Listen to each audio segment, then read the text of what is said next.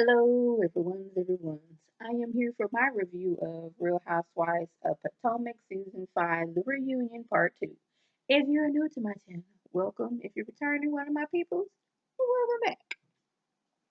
Now, y'all, I was waiting on this review because I was going to see how people were going to try to change the narrative of what we've already seen, mainly Monique. But yeah, we kind of sort of got that. Now, I have a question. Last week, when Monique brought out her binder and she took our first shot, which was at Gizelle, these text messages were these text messages during the time when Jamal and Gizelle were together, or was this before they had gotten back together? That's one of my questions. Candace asked Giselle, if what is in the thirst book is true, what are you going to do? Now, Giselle's like, she will cross that bridge when she gets there. Wendy says that Gizelle, she seems like she real calm right now, but I'm assuming that inside that you were like all over the place. Now, I'm just going to say this. Monique, she got her thirst book and she's ready to shoot fires at any and everybody. If she comes back next season, she's just gonna have to expect Gizelle and possibly Candace sprinkling a little bit Robyn and maybe Wendy want to jump in. She gonna have to expect them to become a heart for her. I'm mainly Gizelle and Candace because she came for Gizelle this last past episode, and she's been coming for Candace and all the things she's done to Candace since the season started. She's just gonna have to accept that they're gonna be coming for her. It's plain and simple as that. Like, you out here saying left and right how Gizelle doesn't have a man and she has a man on here every other season, but when she was with Sherman, she was happy with Sherman. Her girls love Sherman. And Monique, what did you do? You invited Sherman's ex-wife on the show to get at Gizelle. It all started, and I don't know if people say that Gizelle was, jealous of Monique because Monique started off saying that she has 4 houses, and that was the moment Gizelle became jealous of Monique. Gizelle, she hazes everyone who comes on the show. Not so much Wendy because they sorority sisters, but everybody else has gotten it. But Monique changed things when she is one of the few reasons that Gizelle and Sherman were not there by bringing Sherman's ex-wife on there. So then it's like, okay, you do this, and it's like a tit for tat situation. And this is where we are at now. We're going to get to whether Gizelle had a part in this whole rumor. We're going to get to that a little bit. Now, Michael isn't there because it just so happened his friend is getting married. He's going to be at the friend's wedding. They thought that the reunion was going to be the following week and not this week. I was like, okay, that could be true, but it also could be that Michael don't want to sit there and be questioned about him being in a hotel with somebody who wasn't Ashley. Like, you all but told Ashley, take that baby with you when you go to Monique's cabin because you're a mom. You're supposed to be with your baby. Cause she was gonna leave baby Dean at home, but Michael's like, but you're taking the baby, right? Basically, like, you taking that baby, right? Like, cause he was gonna be out there doing what he wanted to do. They asked, like, you seem not surprised that Michael was cheating, and you seemed almost understanding. She's like, yes, I was understanding that Michael cheated because while we were separated, I cheated and he forgave me. That's why I wasn't so surprised. Ashley says that the woman that was in bed with Michael, the woman didn't want sex. She just, I guess, wanted to be there in a room with Michael, not have sex or anything, but the next morning she wanted money. Now, I don't know what she wanted money in exchange for, but she just wanted money. She did not want sex. And this is when we bring up Michael and his booty grabbing shenanigans. Now, it was maybe a few months ago when a new footage of Michael popped up of him sprinting across the room to grab someone's booty. Well, it turns out it was her producer's booty. Now, Ashley says that the producer and Michael, they be on this, talking, the producer is always kind of flirting with Michael, but not in a sexual way. And and you can ask the producer, like the producer, like, "Hey, Michael, how you doing? Here's my booty. You want to grab it?" I don't know what kind of way is going on, but Michael was sprinting across the room to go grab said producer's booty. Well, Andy says, "Well, that's not what the producer said. The producer said that it was not consensual, and he was mortified that this happened." So Candace has to jump in. Okay, so we had him grabbing Andrew's booty. We have him grabbing a producer booty. These two are true, but no, he grabbed Andrew's booty and the producer's booty. These two are true, but the cameraman, this is when it's false. This is when this didn't happen. She was like, "We already did that." Now, it was said that there was never cameras in Monique's basement. She's never ever had cameras. And I was like, "So you have cameras all over your house and outside, but the basement never had cameras?" That's odd. And it's especially odd that the area where this man got his booty grabbed at is the one area in your house that did not have cameras. She says that, so we just gonna go with what she says. I'ma just say it was odd.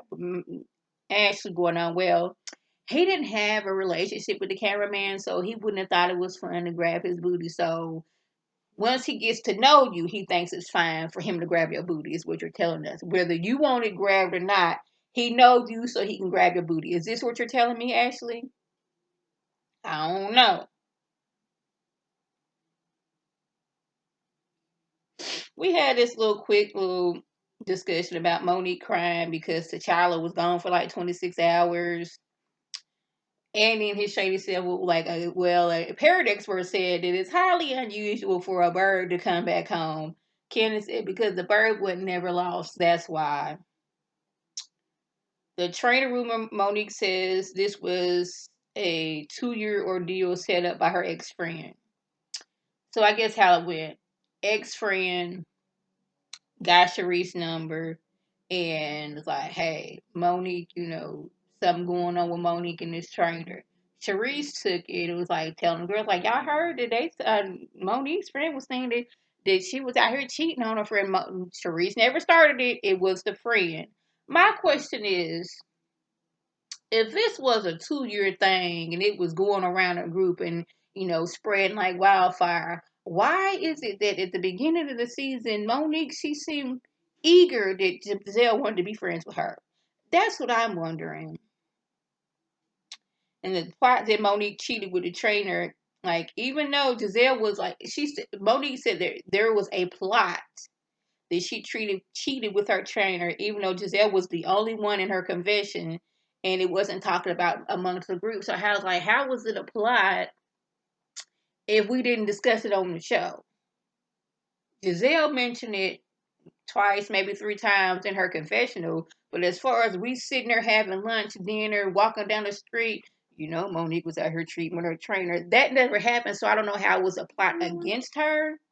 I don't know, but Monique says that Gizelle added that Chris was not the baby's daddy, but they didn't put that on the show. I was like, "Did you see this clip and we didn't see this clip?"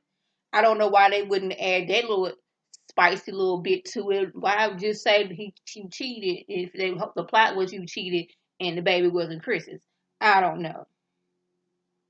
This is when we see how Gizelle and Ashley, we kind of like, sprinkling a little information to Monique, which kind of would, if you ask me, led up to Monique getting angrier and angrier at Candace.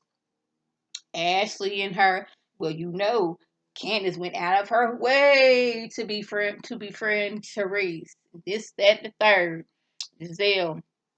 Yeah, and Sharice and Candace, they've been hanging out. So now you married Sharice and you found out that your friend is out here hanging with Sharice. So now it's like, oh, she plotted against me.